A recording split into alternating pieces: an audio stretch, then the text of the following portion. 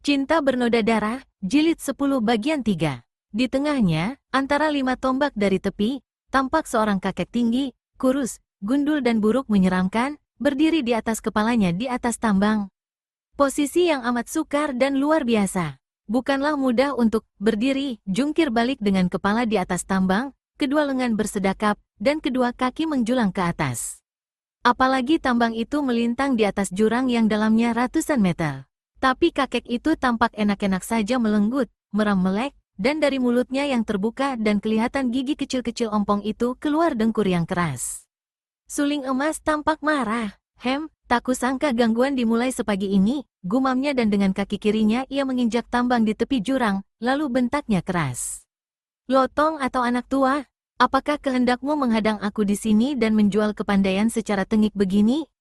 Hayo pergi, kalau tidak, jangan salahkan aku kalau aku menendang tubuhmu yang reot itu ke dasar jurang. Busin dan Sian Eng berdiri di belakang Suling Emas dan memandang penuh kengerian.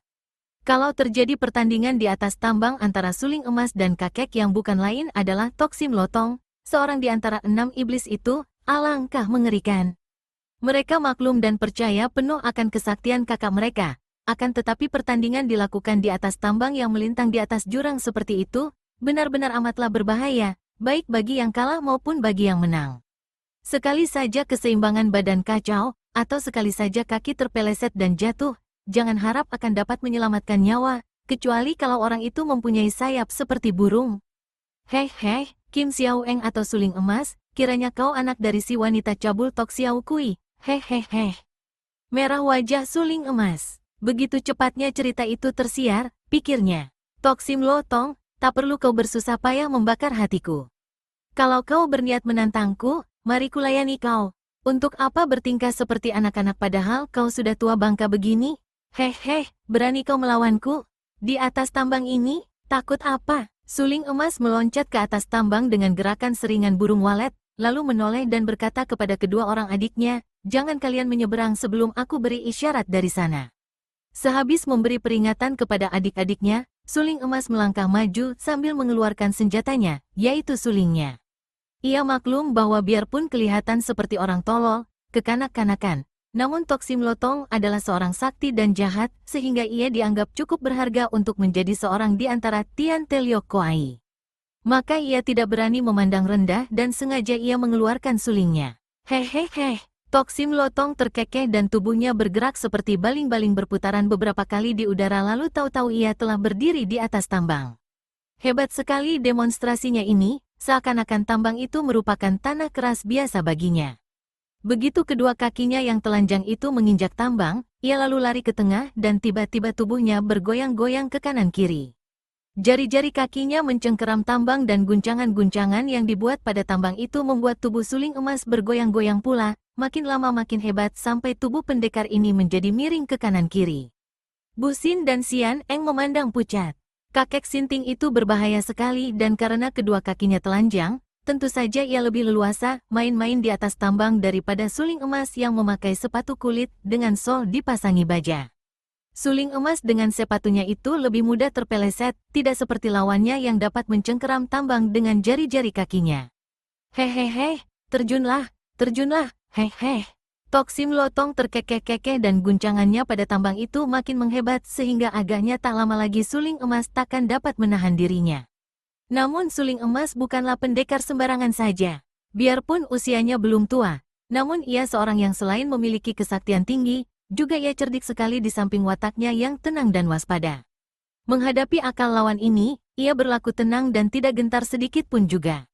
Dengan ilmu elwekangnya, ia dapat membuat kedua kakinya seakan-akan lengket pada tambang dan biarpun tubuhnya terguncang-guncang dan miring ke kanan-kiri sampai hampir roboh, namun ia sama sekali tidak dapat terjatuh dari atas tambang.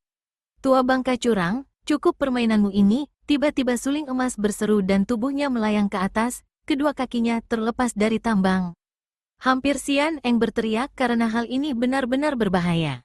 Betapapun saktinya, Suling Emas tidak dapat terbang, bagaimana begitu sembrono berani melepaskan tambang? Tubuhnya tentu akan turun lagi dan bagaimana kalau ia tidak dapat menginjak tambang lagi? Kau cari mampus, teriak Toksim Lotong dengan girang karena ia melihat kesempatan baik. Guncangan pada tambangnya makin hebat, dan ia rasa tentu kali ini suling emas tidak akan mampu turun lagi di atas tambang. Akan tetapi mendadak ia berseru keras dan melompat ke belakang, berjungkir balik dan seperti baling-baling ia berloncatan terus ke belakang karena sinar yang terang menyambar-nyambar bagaikan patuk burung Garuda, mengarah jalan darah paling penting di tubuhnya. Sekali saja ia terkena totokan ujung suling, tentu ia akan menjadi lumpuh dan akibatnya dialah yang akan jatuh ke bawah. Karena Toksim Lotong sibuk mengelak inilah, maka tambang tidak terguncang-guncang lagi dan tentu saja hal ini sudah diperhitungkan oleh suling emas yang dengan mudahnya dapat turun lagi di atas tambang. Kini dialah yang menyerang, terus mendesak lawan dengan sulingnya sehingga kakek gundul itu berseru-seru marah, akan tetapi terpaksa mundur terus sambil berjungkir balik makin lama mendekati tepi seberang jurang. Mendadak Toksim Lotong memekik dan tubuhnya melayang tinggi dan cepat. Tahu-tahu ia sudah berada di seberang dan kedua tangannya yang kurus itu telah mengangkat sebuah batu karang sebesar kerbau, lalu dilontarkannya batu karang itu ke arah suling emas yang masih berada di atas tambang. Serangan hebat dan berbahaya sekali dan sekaligus menyatakan bahwa kakek kurus kering itu benar-benar luar biasa karena dengan mudahnya dapat mengangkat dan melontarkan batu karang yang demikian besarnya. Namun suling emas tidak menjadi gentar atau gugup. Ia merendahkan tubuhnya sampai hampir berjongkok, sulingnya berkelebat dan berhasil menotol dan mendorong batu itu dari bawah. Luncuran batu itu menyeleweng lewat di atas kepalanya, lalu meluncur ke bawah. Sampai lama barulah terdengar suara hiruk-pikuk di sebelah bawah, akan tetapi suling emas sama sekali tidak mempedulikannya, tidak melihat sedikit pun ke bawah, melainkan waspada memandang ke arah lawan sambil melangkah maju. Di seberang lain, Sian Eng meramkan mata saking ngerinya, juga Bu Xin merasa ngeri sekali. Mereka melihat betapa batu karang sebesar kerbau itu menimpa batu-batu di bawah dan hancur berkeping-keping. Dapat dibayangkan betapa tubuh manusia akan hancur lebur kalau terjatuh dari tempat setinggi ini. Toksim Lotong agaknya menjadi marah dan penasaran sekali. Sambil meringkik aneh ia menubruk ke arah tambang, agaknya bermaksud memutus tambang itu. Suling emas dapat menduga niat jahat ini, maka sekali melompat ia telah berada di tepi dan sulingnya berkelebat merupakan sinar terang menusuk ubun-ubun kepala Toksim Lotong. Terpaksa iblis ini tidak melanjutkan niat jahatnya, sebaliknya ia menggulingkan tubuhnya ke belakang. Sambil bergulingan ini, kedua tangannya tiada hentinya bergerak dan batu-batu besar kecil berhamburan menyambar ke arah suling emas bagaikan hujan derasnya. Hebat memang iblis itu. Sukar dikatakan apakah gerakannya bergulingan itu gerakan mengelak ataukah menyerang, sifatnya mengandung kedua-duanya. Ia bergulingan untuk mengelak dari suling lawan, namun ia pun bergulingan sambil menyerang. Serangan yang sama sekali tidak boleh dipandang ringan karena semua batu itu besar kecil menyambar ke arah jalan-jalan darah di tubuh, bukan sambaran sembarang sambar. Suling emas sibuk memutar sulingnya menangkis, malah mengeluarkan kipasnya dan senjata kedua ini banyak berjasa mengebut runtuh batu-batu kecil. Biarpun serangan itu hebat, namun suling emas masih sempat berseru ke sebelah belakangnya. Kalian menyeberanglah, Bu Xin dan Sian Eng mendengar seruan yang nyaring luar biasa ini. Mereka lalu mendekati jembatan tambang. Kau menyeberang dulu, Eng Moy, biar aku di belakangmu, kata Bu Xin. Menyeberang tambang seperti itu bukanlah hal yang terlalu sukar bagi Sian Eng. Hanya tempat dan keadaannya lah yang terlalu mengerikan sehingga jantungnya berdebar tegang, wajahnya agak pucat dan rasa takut menyelubungi hatinya. Melihat betapa kedua kaki adiknya agak menggigil, Bu Xin menyentuh pundaknya dan berkata, "Jangan takut, adikku, tidak apa-apa, tambangnya begini besar dan kuat, jaraknya tidak jauh, apa sukarnya? Asal kau jangan memandang ke bawah." Sian Eng mengangguk, lalu melangkah maju ke atas tambang, diikuti kakaknya. Dua orang muda ini melangkah hati-hati sekali, mengembangkan kedua lengan ke kanan-kiri untuk mengatur keseimbangan tubuh. Ketika mereka tiba di tengah-tengah jembatan, mendadak terdengar suara orang tertawa di sebelah belakang mereka. Bu Xin dan Sian Eng kaget, cepat menengok dan alangkah kaget hati mereka melihat dua orang laki-laki memegang golok, datang tertawa-tawa sambil menggerakkan golok hendak membabat tambang yang mereka injak. "Towako, tolong!" Hampir berbareng Bu Xin dan Sian Eng berteriak. Akan tetapi hampir putus asa karena pada saat itu suling emas masih bertempur seru menghadapi Toksim Lotong. Dua batang golok yang tajam menyambar ke arah tambang dan agaknya dalam detik-detik berikutnya tubuh Bu Xin dan Sian Eng akan terbanting hancur lebur di dasar jurang kalau saja pada saat itu tidak terjadi hal yang hebat. Suling emas mendengar teriakan adik-adiknya, cepat menengok dan berseru keras, tangan kirinya yang memegang kipas menyambar ke bawah dan di lain detik, 2 buah batu kecil telah dilontarkan oleh kipas itu, bagaikan 2 butir peluru saja. Menyambarnya 2 buah batu kecil itu sama sekali tidak kelihatan saking cepatnya. Tahu-tahu 2 orang pemegang golok itu memekik ngeri, mereka terguling roboh dan karena mereka berdiri di tepi jurang, tubuh mereka tak dapat dicegah lagi menggelinding turun dan melayang ke bawah. Hanya terdengar raung mengerikan ketika 2 tubuh itu melayang-layang, kemudian sunyi, bahkan terbantingnya tubuh itu ke atas batu-batu runcing di sebelah bawah tidak terdengar sampai ke atas, saking tingginya tempat itu. Sejenak Xian Eng meramkan mata dan tubuhnya bergoyang-goyang. Ia merasa ngeri dan tegang, kedua kakinya menggigil dan hampir pingsan. Untung baginya, Bu Xin lebih tabah hatinya. Pemuda ini cepat melangkah maju dan menangkap lengan adiknya ketika melihat gadis itu bergoyang-goyang dan tidak dapat bergerak maju. Eng Moy, bahaya telah lewat, hayo cepat menyeberang, katanya sambil mengguncangkan dan mendorong. Xian Eng sadar kembali, mengeluh lirih lalu melangkah kecil menyeberangi tambang yang tinggal beberapa meter jauhnya itu. Setelah berhasil mencapai tepi penyeberangan luar biasa ini, Bu Xin dan Xian Eng mendapat kenyataan bahwa bukit di seberang sini jauh bedanya dengan bukit di seberang sana. Bukit ini subur, indah dan menyenangkan sekali. Dari atas tampak di lereng gunung itu air sungai bening berkilauan. Itulah sungai Kan Kiang. Tentu saja mereka hanya dapat memandang tamasya alam ini sepintas lalu saja karena perhatian mereka segera tertuju ke arah suling emas yang masih bertempur melawan Toksim Lotong. Mereka berdua maklum bahwa dengan tingkat kepandaian mereka, membantu suling emas berarti malah mengacaukan gerakan-gerakannya, maka mereka hanya memandang dengan kagum dan juga cemas. Kakek tinggi kurus itu ternyata lihai bukan main. Ia menghadapi suling emas hanya bertangan kosong saja, akan tetapi ternyata segala sesuatu yang berada di dekatnya merupakan senjatanya. Batu-batu besar kecil, ranting-ranting dan dahan, kadang-kadang malah pohon-pohon yang cukup besar dicabutnya dan dimainkan sebagai senjata. Memang demikianlah keadaan kedua saudara Toksim Lotong dan suhengnya, Toat Beng Koai Jin. Mereka berdua ini adalah murid-murid orang sakti, akan tetapi karena sejak kecil hidup di dalam hutan liar, mereka menjadi ganas seperti orang hutan dan cara mereka berkelahi pun kasar dan sederhana. Namun karena gerakan-gerakan mereka berdasarkan ilmu silat tinggi yang luar biasa, maka tentu saja kepandaian mereka hebat. Suling emas sudah berhasil mendesaknya, namun belum juga dapat merobohkannya. Ada 4 kali sulingnya mengenai sasaran, namun kekebalan kakek kurus itu dapat menahan hantaman suling yang kenanya memang tidak tepat benar. Bu Xin, Eng Moy, lekas kalian pergi ke sungai itu dan cari perahu. Aku menyusul segera, kalau aku belum datang dan kalian sudah mendapat perahu, berangkat saja dulu menurutkan aliran sungai. Lekas, Bu Xin dan adiknya heran melihat sikap suling emas yang tergesa-gesa dan seperti gugup itu. Terang bahwa suling emas tidak akan kalah oleh si kakek kurus, mengapa mengusir mereka pergi cepat-cepat. Akan tetapi ketika melihat pandang mata suling emas mengerling tajam ke arah belakang mereka, Bu Xin cepat menengok dan bukan main kagetnya ketika ia melihat beberapa orang berlari cepat menuju ke penyeberangan. Bahkan yang terdepan, seorang kakek bertelanjang badan hanya pakai cawat seperti Toksim Lotong, tubuhnya gemuk berpunuk, telah meloncat ke atas tambang dengan kecepatan dan keringanan tubuh yang mengagumkan sekali.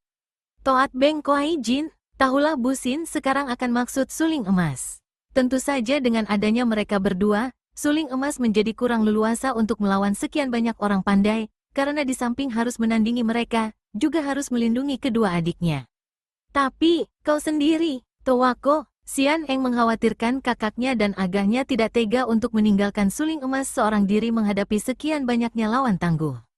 Pergilah. Suling emas berseru kesal dan Bu Xin lalu menarik tangan Xian Eng, diajak berlari cepat pergi meninggalkan tempat berbahaya itu.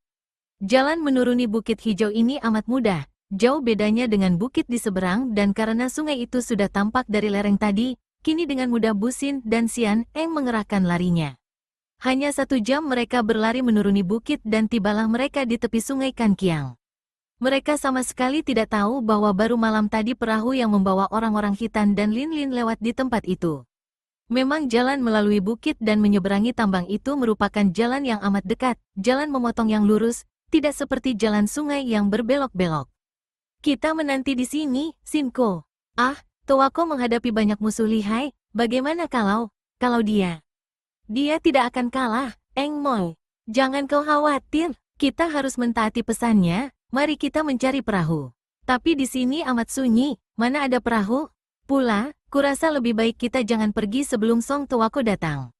Tuako tadi berpesan supaya kita berangkat dulu, kalau tidak ada perahu, kita bisa mencari ke sebelah hilir sampai dapat.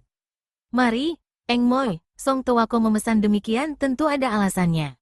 Tanpa memberi kesempatan lagi kepada Sian Eng untuk membantah, Bu Xin memegang tangannya dan diajak melanjutkan perjalanan, menyusuri tepi sungai itu ke hilir dengan langkah cepat.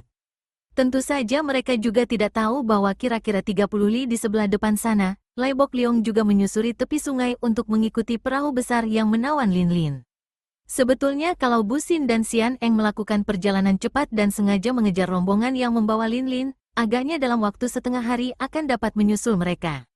Akan tetapi kakak beradik ini tidak tergesa-gesa, bahkan kadang-kadang melambat dengan harapan akan segera dapat tersusul suling emas karena betapapun juga, mereka merasa tidak enak berpisah dari kakak yang sakti ini. Mereka melakukan perjalanan menyusuri sungai sambil setengah menanti munculnya suling emas. Dan inilah sebabnya maka jarak antara mereka dan rombongan orang hitam tetap jauhnya, bahkan makin menjauh karena kadang-kadang perahu besar itu sengaja dipercepat untuk membuat Lai Bok Liong yang mengikutinya dari pantai menjadi makin payah. Setelah melihat kedua orang adiknya pergi dengan cepat, suling emas menjadi lega hatinya. Ia tadi melihat munculnya Toat Beng Koai Jin dan beberapa orang di belakang kakek berpunuk itu yang gerakan-gerakannya cukup membayangkan kepandaian tinggi. Oleh karena inilah, maka ia bersikeras menyuruh kedua adiknya pergi lebih dulu, karena ia maklum bahwa menghadapi lawan-lawan setangguh itu, kehadiran Bu Xin dan Sian Eng merupakan bahaya. Sekarang hatinya lega dan sambil tersenyum mengejek ia berkata, "Tok Sim Lo Tong, karena aku tidak bermusuhan dengan Tian Telio Koai, juga denganmu pribadi tidak ada dendam-mendendam, mengapa kau bersikeras dan tidak mau membuka mata bahwa sejak tadi aku berlaku murah dan mengalah? Sekarang Su Heng dan teman-temanmu datang, aku tidak bisa bersikap mengalah lagi." Tiba-tiba suling emas menggerakkan sulingnya secara aneh, yaitu ia telah mainkan ilmu silat Hong In Bun Hoat. Ilmu Hong In Bun Hoat atau ilmu sastra angin dan awan ini adalah ilmu kesaktian yang ia terima dari kakek sakti Buke Xiansu dan selama ini merupakan ilmu simpanannya karena ilmu gaib ini tidak akan sembarangan ia keluarkan kalau tidak perlu. Dengan ilmu silatnya yang sudah amat tinggi, tanpa mengeluarkan ilmu simpanan ini pun suling emas jarang menemukan tandingan. Akan tetapi karena sekarang ia melihat keadaan mendesak dengan munculnya Toat Beng Koai Jin yang lihai, sedangkan ia harus menyusul kedua orang adiknya, harus segera mencari Lin Lin dan merampas kembali tongkat kebesaran Beng Kao, maka terpaksa ia mengeluarkan ilmu simpanannya ini untuk menghadapi Tok Sim Lotong yang benar-benar lihai dan tangguh itu. Tok Sim Lotong terkesiap, mengeluarkan pekik aneh ketika tiba-tiba matanya menjadi silau. Di depan matanya hanya berkelebatan sinar keemasan dari suling lawan yang bergerak membentuk coret-moret tidak karuan, namun selain indah gayanya, juga mengandung tenaga mukjizat yang sukar ia lawan. Selama hidupnya kakek ini belum pernah gentar menghadapi ilmu silat dari manapun juga, akan tetapi ia benar-benar kaget sekali menghadapi gerakan aneh yang mengandung getaran mukjizat ini. Cepat ia mengerahkan tenaga sinkangnya, dan mengingat bahwa suling bukanlah senjata tajam, Tok Sim Lotong lalu mencengkeram dengan tangan kirinya untuk merampas suling sedangkan tangan kanannya mencengkeram pundak lawan. Akan tetapi alangkah kagetnya ketika cengkeramannya pada pundak meleset seperti mencengkeram batu licin saja, sedangkan tangan kiri yang bertemu dengan suling seketika menjadi lumpuh. Cepat ia melempar diri ke belakang, membuat gerakan jungkir balik 3 kali lalu ia menggelinding sampai 10 meter lebih jauhnya.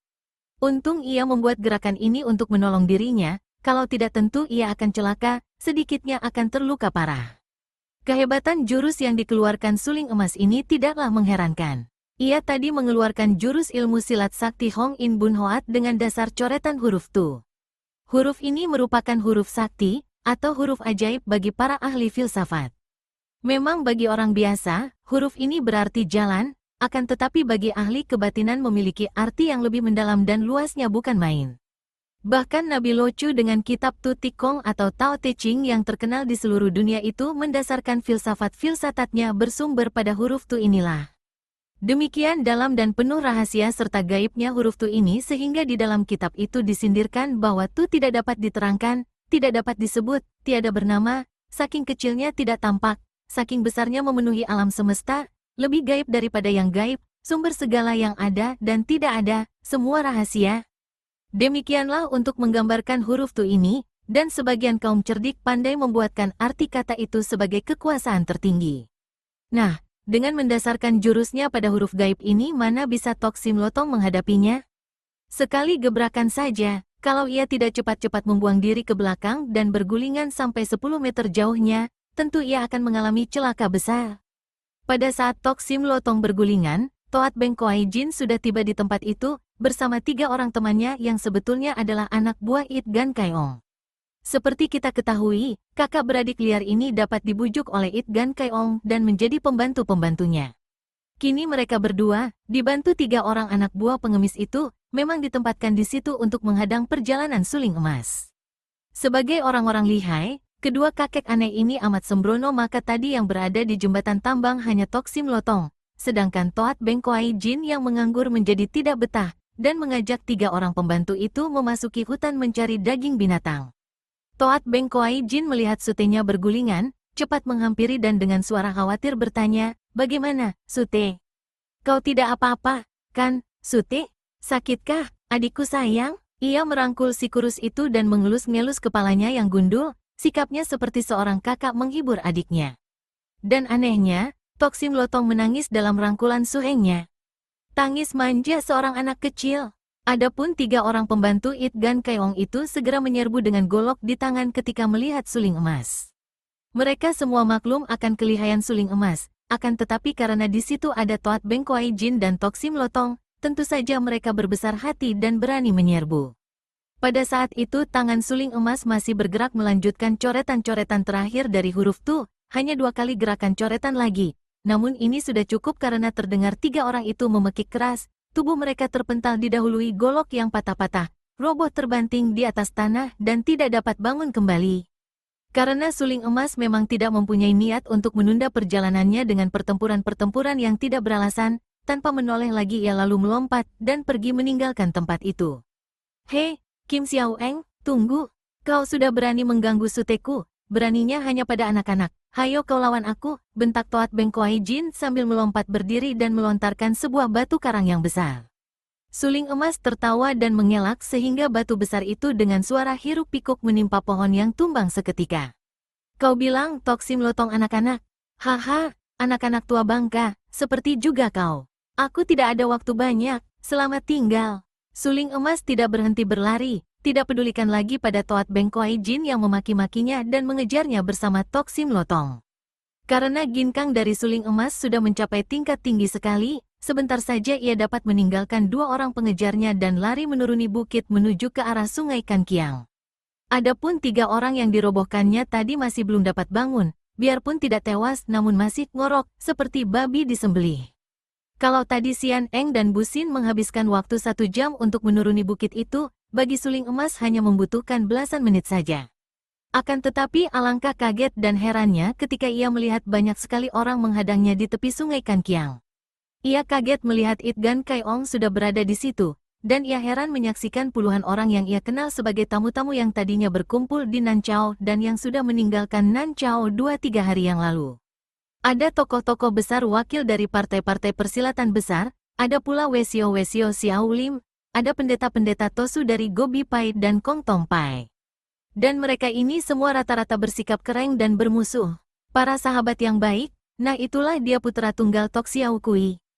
Kalau bukan dia yang harus membayar hutang mendiang ibu kandungnya, siapa lagi? Terdengar It Gan Kai Ong berseru sambil tertawa mengejek.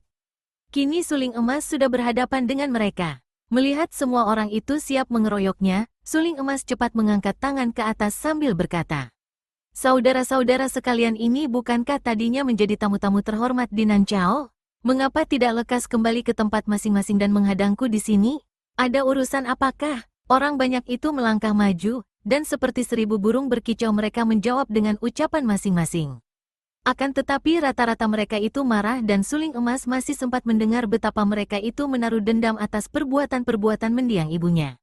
Ia menjadi bingung, kemudian melihat seorang Wesio tua dari Xiao Lim Pai yang dikenalnya baik, ia cepat menegur Wesio itu. "Cheng San Wesio, kau mengenal baik padaku dan kiranya cukup maklum bahwa aku selamanya tidak memusuhi Xiao Lim Pai dan lain-lain golongan. Mengapa sekarang terjadi pencegatan ini? Mengapa pula kau ikut-ikutan hendak memusuhiku?" Apakah salahku terhadap Xiao Limpai? Suling emas, memang kau tak pernah memusuhi kami, bahkan kau selalu berbaik dengan Xiao Limpai.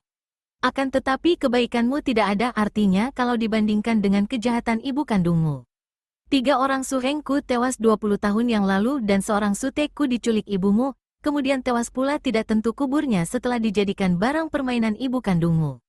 Dosa itu tak berampun, dan karena ibumu sudah tewas, kaulah yang harus membayar hutangnya. Harap saja kau suka menyerahkan agar Pinceng atau aku bawa kau menghadap ketua kami di Xiaolim. Mana bisa, Cheng San Wesio, bantah seorang Tosu yang dikenal pula oleh Suling Emas sebagai seorang tokoh Hoa San bernama Ko Sengcu.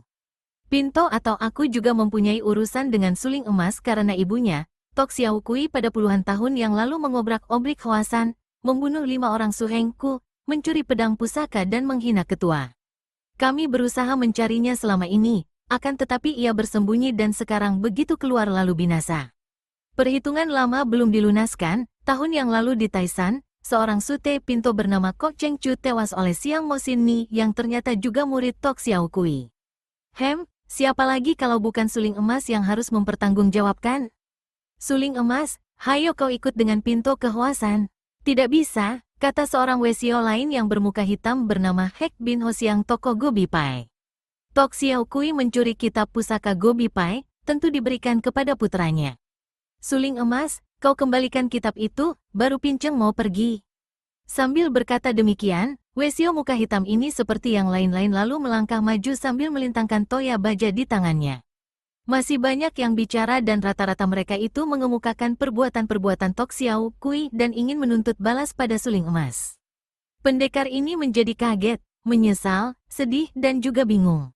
Tak disangkanya bahwa ibunya yang selama ini menjadi kenangan yang dibela sehingga ia rela meninggalkan ayahnya, hidup terlunta-lunta, ternyata adalah seorang tokoh yang begini banyak musuhnya dan yang telah melakukan banyak perbuatan jahat.